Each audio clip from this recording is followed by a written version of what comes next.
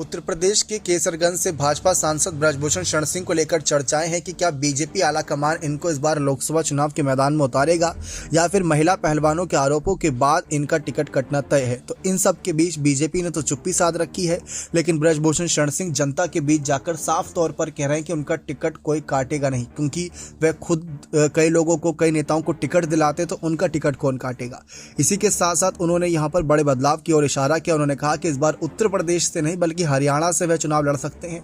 इसके पीछे की वजह यह थी कि हरियाणा से ही पहलवानों ने कई आरोप उन पर लगाए थे, तो वहां पर अपनी जमीन को साबित करने के लिए, अपने आप को ईमानदार और एक सच्चा साबित करने के लिए चुनावी मैदान में उतर सकते हैं। लेकिन इस बीच चर्चा इस बात की भी थी कि बीजेपी इनसे नाराज है, क्योंकि जो कुछ भी आरोप इन पर लगे थे बीजेपी की छवि भी उससे खराब हुई।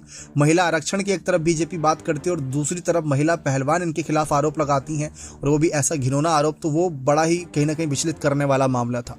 तो इन सब के बीच चर्चा थी कि ब्रजभूषण शरण सिंह बीजेपी से अगर इनका टिकट कटता है तो 2009 की ही तरह, जब जैसे बीजेपी का छोड़कर कहीं ना कहीं हटाए गए थे, तो इन्होंने समाजवादी पार्टी के टिकट से चुनाव लड़ा था 2009 का, और केसरगंज से ही सांसद बने थे। वहां पर तब बीएसपी नंबर 2 पर और बीजेपी नंबर 3 की पार्टी थी। तो कहीं से भी चुनाव लड़े ब्रजभूषण शरण सिंह या किसी भी पार्टी के चुनाव चिन्ह से चुनाव लड़े तो इनकी जीत होती है। ये बात पिछले कुछ चुनावों में सबने देखी है।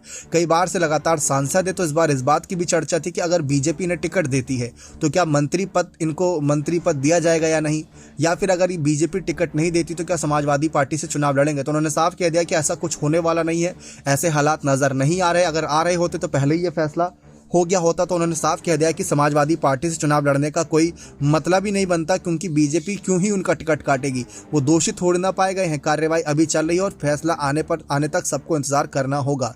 लेकिन जो आरोप लगे थे, जितना विरोध प्रदर्शन, धरना प्रदर्शन पहलवानों ने इनके खिलाफ किया था, ये एक बड़ा मामला है और इस पर सबकी नजरें बनी हुई हैं। बने रहे चैनल के साथ। बहुत बहुत धन्यवाद।